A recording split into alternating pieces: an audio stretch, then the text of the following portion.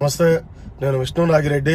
ఈ రోజున ఆంధ్రప్రదేశ్ నూతన ముఖ్యమంత్రిగా శ్రీ జగన్మోహన్ రెడ్డి గారు ప్రమాణ స్వీకారం చేయడం జరిగింది. సరే, ఆయనకి అభినందనలు తెలియజేస్తున్నాం. అందరి తరపున కూడా అభినందనలు తెలియజేస్తున్నాం. ఆంధ్రప్రదేశ్ రాష్ట్ర ప్రజలందరి తరపున అభినందనలు తెలియజేస్తున్నాం. మంచి పరిపాలన ఇవ్వాలని మనస్ఫూర్తిగా కోరుకుంటున్నాం. కాకపోతే అందరూ ఎదురు చూస్తూ ఉన్నారు. ఈ రోజున జగన్మోహన్ రెడ్డి గారు ఎటువంటి కొత్త సంస్కరణలు తీసుకురాబోతున్నారు, అలాగే మొదటి సంతకం దేని మీద పెట్టబోతున్నారని ప్రతి ఒక్కరిలో కూడా ఆసక్తి అయితే నెలకొన్నది మాట వాస్తవం. సరే, నేను కూడా చూస్తా ఉన్నాను దేని మీద మొదటి సంతకం పెడుతున్నారా అని. మీరు చూస్తే గనక 2004లో దివంగత ముఖ్యమంత్రి శ్రీ వైఎస్ రాజశేఖర రెడ్డి గారు రైతు రుణమాఫీ అనే ఒక సరికొత్త పథకం మీద ఆ రోజున కూడా బడ్జెట్ చాలా ఖాళీగా ఉంది. అయినా కూడా ఆయన రైతు రుణమాఫీ మీద మొట్టమొదటి సంతకం పెట్టి దాన్ని విస్తృతంగా అమలు చేయగలిగారు. ఈ రోజున జగన్మోహన్ రెడ్డి గారి మీద కూడా అలాంటి ఆశలే పెట్టుకున్నారు.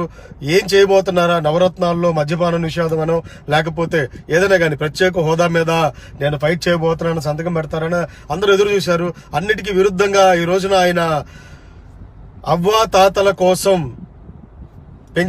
వృద్ధాప్య పెన్షన్ మీద సైన్ చేశారు. అది ఓకే, చేశారు, బాగుంది. కనీసం ఆయన ఇచ్చిన మాట ప్రకారం 3,000 రూపాయలు పెన్షన్ ఇస్తానన్నదాన్ని కేవలం 2,250 రూపాయలు ఇచ్చి ఈ సంవత్సరం జూలై నుంచి అలా ఇస్తాను, వచ్చే సంవత్సరం నుంచి 2,750, ఆ తర్వాత సంవత్సరం నుంచి 3,000 రూపాయల చొప్పున ఇస్తానన్నారు. నిజంగా అది చాలా బాధాకరం. మీరు పెట్టే మొట్టమొదటి సంతకం మీరు ఇచ్చిన హామీల ప్రకారం పెట్టాలి కదా. మీ నాన్నగారు 2004లో ఇచ్చిన హామీ ప్రకారం మొట్టమొదటి సంతకం, కనీసం మిగతాయి పక్కన పెట్టండి, కనీసం మొట్టమొదటి సంతకం అయిన నాన్నగారు మీ ఫాదర్ ఖచ్చితంగా ఆయన అది ఎంతో కష్టమైన దాన్ని కూడా తీసుకురాగలిగారు. కానీ ఈ రోజున మీరు చూస్తే కేవలం 2,250 రూపాయలు మాత్రమే ఇస్తా అన్నారు. ఆల్రెడీ 2,000 రూపాయలు తెలుగుదేశం పార్టీ ఇస్తుంది. మీరు కేవలం ఇంకొక 250 రూపాయలు యాడ్ చేసి మొట్టమొదటి సంతకం పెడుతున్నారంటే ఏముంది అందులో? మొట్టమొదటి సంతకానికి ఒక విలువ ఏముంది? ఆ ఇచ్చేదాన్ని మళ్ళీ మీరు ఇస్తున్నారు అంతే, రెన్యూట్ చేస్తున్నారు అంతే. ఇయర్లీ శాలరీలు ఉంటాయి కదా, ఆ శాలరీకి ఒక 50 రూపాయలు 100 రూపాయలు ప్రతి ఒక్కరికి ఇన్కమ్ ఉంటుంది మంత్లీ. అలాగే మీరు 250 రూపాయలు పెంచి శాలరీ లాగా దాన్ని మళ్ళీ ఇస్తున్నారు వాళ్ళకి పెన్షన్ని. అంతకుమించి నాకైతే అక్కడ ఏం కనిపించలేదు. అది చాలా దారుణం. మీరే అన్నారు, గత ప్రభుత్వాన్ని నిలదీశారు మీరు. రైతు రుణమాఫీ అన్నారు, రైతు రుణమాఫీ దఫాలుగా చేస్తున్నారు, ఒక్కసారిగా చేయట్లేదు. అదేమంటే బడ్జెట్లో ఖజానాలో డబ్బులు లేవు అంటున్నారు అని వాళ్ళని మీరు ఎంత విమర్శించారు, ఎంత దారుణంగా తిట్టారు. మరి ఈ రోజున మీకు తెలియదా, పసుపు కుంకుమ పేరు మీద చంద్రబాబు నాయుడు గారు ఒక 10,000 కోట్లు డిస్ట్రిబ్యూట్ చేసినప్పుడు మన ఖజానా ఖాళీ అయిపోయింది, డబ్బులు లేవని మీకు గత 3 నెలల నుంచి ప్రతి ఒక్కళ్ళు IAS ఆఫీసర్లు కూడా చెప్తా ఉన్నారు, శాలరీలు కూడా సరిగ్గా ఇవ్వట్లేదని. మరి మీకెందుకు తెలియదు? తెలుసు కదా. మరి మీరు చెప్పొచ్చు కదా ఎలక్షన్స్కి ముందే, ఇలాగా నేను ముందుగా 2,250 ఇస్తాను, తర్వాత సంవత్సరం 2,750 చేస్తాను, ఆ తర్వాత 3,000 రూపాయలు ఇస్తాను అని మీరు చెప్పొచ్చు కదా. అలా చెప్పకుండా 3,000 రూపాయలు హామీ ఇస్తాను, పెంచుతా ఉన్నాను అని చెప్పి మీరు ఎలా చెప్పగలిగారు? ఇది నిజంగా బాధాకరం. మొట్టమొదటి సంతకం అది నిజంగా అంటే గవర్నమెంట్కి 6 నెలల నుంచి సంవత్సరం టైం ఇవ్వాలి అని మేమే చెప్తున్నాం. కానీ అట్లీస్ట్ మొట్టమొదటి సంతకం ఇలాంటి మద్యపాన నిషేధం కావచ్చు, ఇలాంటి వాటి మీదైనా మీరు, ఎందుకంటే ఖజానాలో డబ్బుల గురించి మేము మాట్లాడట్లేదు, కనీసం ఒక మంచి కార్యక్రమాన్ని ముందుకు తీసుకెళ్ళడానికి మీరు మొట్టమొదటి సంతకం పెట్టుంటే మేము చాలా ఆనందించేవాళ్ళం, ప్రజలు కూడా చాలా ఆనందించేవాళ్ళు. కానీ మీరు కేవలం 250 రూపాయలు పెంచి ఈ రోజున మొట్టమొదటి సంతకం అన్నారు. అది చాలా బాధాకరమైన విషయం. రెండోది, ఇకపోతే ప్రతి 50 మందికి ఒక వాలంటీర్గా ఒకళ్ళ కార్యకర్తను నియమించి, గ్రామాల్లో ఉన్న వాళ్ళని, చదువుకున్న వాళ్ళని నియమించి వాళ్ళతో గవర్నమెంట్ నుంచి వచ్చే ఏదైతే ఉన్నాయో అన్నిటినీ కూడా గవర్నమెంట్ పథకాలు అన్నీ కూడా వాళ్ళకి అందేలాగా చేయడానికి 50 మందికి ఒకళ్ళని పెడతాను, వాళ్ళకి 5,000 రూపాయలు శాలరీ ఇస్తాను, దాదాపు 4 లక్షల మంది వాలంటీర్లను నేను నియమిస్తాను అన్నారు. సార్, ఇది మీరే కాదు, మీరు చెప్పింది ఏంటంటే, గతంలో చెప్పింది చంద్రబాబు నాయుడు గారి ప్రభుత్వం ఏమంటాము, వాళ్ళు కార్యకర్తలు అందరూ కలిసి తినేస్తున్నారు గవర్నమెంట్ పథకాలన్నింటినీ. అలా జరగకుండా మేము డైరెక్ట్గా వాళ్ళ అకౌంట్లోకే డబ్బులు వెళ్ళేలాగో, వాళ్ళకి అన్ని పథకాలు అందేలాగో చేస్తామన్నారు. ఈ రోజున మీరు కూడా 4 లక్షల మందిని ఉపాధి కల్పిస్తున్నాం అంటూ ఇండైరెక్ట్గా మీరు అక్కడ ఇచ్చిన హింట్ ఏంటంటే, ఆ ఉపాధి ఎవరికి ఇస్తున్నారో కూడా జనాలకు అర్థం కావట్లేదు. వైసీపీ కార్యకర్తలకు ఇస్తున్నారా, లేకపోతే పార్టీలకు అతీతంగా ఇవ్వబోతా ఉన్నారా?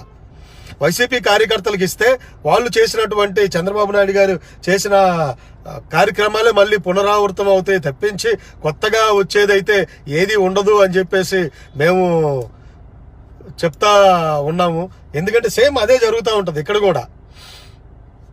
సేమ్ వాళ్ళు జనవరిలో ఎవ్రీ ఇయర్ జనవరిలో స్టార్ట్ చేస్తూ ఉంటారు. దాని పేరు ఏదో పెట్టారు, పేరు మర్చిపోయాను. సరే, ఏదైనా కానీ సేమ్ అదే విధంగా మీరు కూడా చేయబోతా ఉన్నారా? వైసీపీ కార్యకర్తలకి ఇవ్వబోతా ఉన్నారా?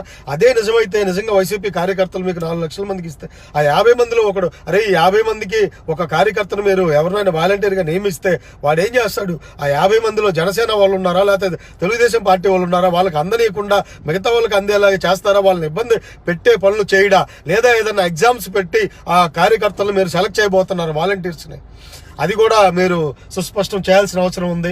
సొంతగా మీ నాయకులు చెప్తే సెలెక్ట్ చేస్తే మాత్రం తెలుగుదేశం పార్టీ వాళ్ళకి లేదా జనసేన వాళ్ళకి మిగతా వాళ్ళకి మాత్రం తీరని అన్యాయం మాత్రం జరుగుతుంది అని మాత్రం మీరు గ్రహించాల్సిన అవసరం ఉంది. ముఖ్యమైన వాటి మీద మీరు ఎక్కడ సంతకం చేయకపోవటం మాత్రం ఫస్ట్ సంతకం చాలా బాధాకరం. ఇంకొకటి అన్నారు, టీవీలు మీడియా గురించి మాట్లాడారు. కొన్ని మీడియా ఛానల్ని మీరు ఇండైరెక్ట్ గా భయభ్రాంతులకు గురి చేస్తా ఉన్నారు. నిజమే, వాళ్ళు తప్పు చేసినప్పుడు మీరు ఎందుకు చర్యలు తీసుకోకూడదు? మీ దగ్గర ఉంది, మీరు చర్యలు తీసుకోండి, చెప్పాల్సిన అవసరం లేదు. వాళ్ళు నిజంగా తప్పు చేస్తే చర్యలు ఎప్పుడైనా తీసుకోవచ్చు. కానీ మీరు ముందుగా హింట్లు ఇచ్చి భయభ్రాంతులు చేయడానికి అధికారం మీ దగ్గర ఉంది కదా అని చెప్పి భయభ్రాంతులు చేయడానికి మీరు ముందుకు వచ్చినట్టుగా మాకు అనిపిస్తా ఉంది. ఎందుకంటున్నా అంటే మీరు అదే నిజమైతే మీరు చెప్పింది నిజమైతే సార్, మరి సాక్షి పేపర్ గురించి మీరు ఎందుకు మాట్లాడలేదు? నిన్న మొన్న కూడా చిరంజీవి గారి గురించి, పవన్ కళ్యాణ్ గారి గురించి, అంటే మీరే అంటున్నారు కొత్త పార్టీలు వచ్చినా ఒక తెలుగుదేశం పార్టీని తప్ప మిగతా ఏ పార్టీలను కూడా వాళ్ళు తొక్కేయాలనే చూస్తున్నారు కానీ ముందుకు తీసుకెళ్లట్లేదు. ఆ పార్టీలను నాశనం చేయడానికి పూనుకున్నారు అంటున్నారు. మరి సాక్షి పేపర్ కూడా పవన్ కళ్యాణ్ గారి గురించి అలాగే చిరంజీవి గారి గురించి కూడా ఆర్టికల్స్ మీద ఆర్టికల్స్ రాస్తా జగన్మోహన్ రెడ్డి గారు చేస్తే మంచి, అంటే ఆయన జైలుకి వెళ్ళినా మంచే, ఆయన ఏది చేసినా మంచే, ఆయన ఎలాంటి సంస్కరణలు తీసుకొచ్చినా మంచే. మిగతా వాళ్ళు మాత్రం ఏది చేసినా చెడుగా చూపిస్తా ఉన్నారు. అది ఎంత దారుణం. మరి మీరు దాని మీద ఏమైనా చర్యలు తీసుకోబోతున్నారా? అది కూడా సుస్పష్టం చేసుకుంటే చాలా బాగుండేదని మేము కోరుతా ఉన్నాం.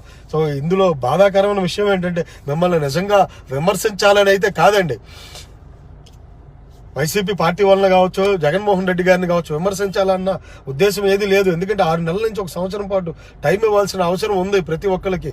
కానీ ఈ రోజున మీరు మొట్టమొదటి సంతకం కేవలం 250 రూపాయలు పెంచి దాని మీద ముసలి వాళ్ళకి ఇస్తాను పెన్షన్ అన్న దాని మీద మీరు సంతకం చేయటం అనేది బాధాకరం. ఏదైనా మద్యపాన నిషేధం లాంటి సంస్కరణలు తీసుకొచ్చి ఉంటే అది మీకు కూడా చాలా మంచిదయ్యేది. 3 దఫాలుగా అన్నారు, ఎస్ మొదటి దఫా ఇప్పుడు స్టార్ట్ చేస్తున్నాను అని చెప్పుంటే చాలా బాగుండేది సంతకం పెట్టి. మీరు అలాంటివి చేయకుండా ఈ రోజున 250 రూపాయలు పెంచి అలాగే మీడియాని కొంత భయభ్రాంతులు చేస్తూ అలాగే మీ కార్యకర్తలు అందరికీ కూడా ఉపాధి కల్పించడానికి చంద్రబాబు నాయుడు గారు పసుపు కుంకుమ పేరుతో ఎలా ఉపాధి కల్పించారో అలాగే మీరు కూడా మీ కార్యకర్తలకు ఇండైరెక్ట్ గా ప్రభుత్వ ఖజానాలో నుంచి డబ్బులు తీసి ఉపాధి కల్పించడానికి ముందుకు వచ్చింది అన్నట్టుగా మాకు అనిపిస్తా ఉంది. దీని మీద అందరూ మాట్లాడుకుంటా ఉన్నారు, నేను కాదండి, అందరూ మాట్లాడుకున్నదాన్ని నేను మాట్లాడుతా ఉన్నాను. దయచేసి దీని మీద ఒక క్లారిటీ వైసీపీ నాయకులు ఇస్తే బాగుంటుందని కోరుకుంటా ఉన్నాను. థ్యాంక్ యూ అండి. ఇవన్నీ పక్కన పెడితే మీరు ఒక మంచి పరిపాలన అందివ్వాలి ప్రజలకు, మీరు ఇచ్చిన హామీలు నెరవేరుస్తూ ఒక మంచి సుపరిపాలన అందివ్వాలి అని చెప్పి మాత్రం మనస్ఫూర్తిగా కోరుకుంటూ సెలవు తీసుకుంటున్నాను. జై హింద్. Thank you.